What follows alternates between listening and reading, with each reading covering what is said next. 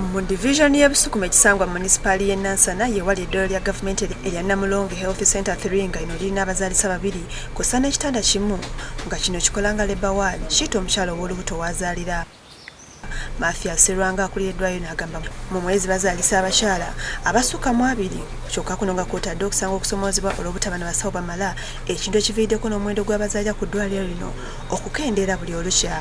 Abasawo currently tuli ku staffing nomu tuli ku abasawo 12 naye nga tulina kuba n'abasawo 19.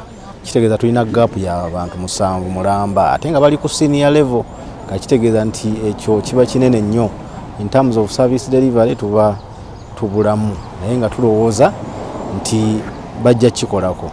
Olunaku tusobola okukola ku balwadde abali wakati wa 40 n'enkaaga. Abakyala abazaala mu lunaku tusobola okufunayo abakyala 2. Ekyo nno kitotolinga ku bakyala nga 20 mu mwezi. Embeera enewaliriza municipal y'e Nansana okussa ssente ziri mu bukadde 362 kwezo gavumenti yawadde obukadde 388 okusobola okuzimba eddwaliro ery'omulembe nga bwe bannyonnyola. Nga 4 companies nga bagenda kutukolera emirimu y'enjawulo mu masomero no mu malwaliro. And Namulonge community is a very big community.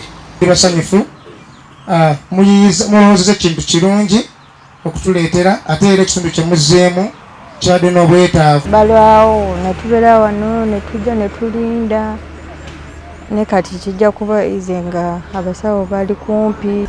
Atwala ebyobulamu municipal y'e Nansana Robert Kagwire alambulidde ebishe bigenda okukolebwako omuli okuzimba ennyumba z'abasawo kikendeza ku basawo abadde bayosaayosa. Oli ne waba ayidde atya tulina ekitanda kimu naye kati okuba tujja kuba tulinako Labour Ward Labour Room nga erinamu ebitanda 2.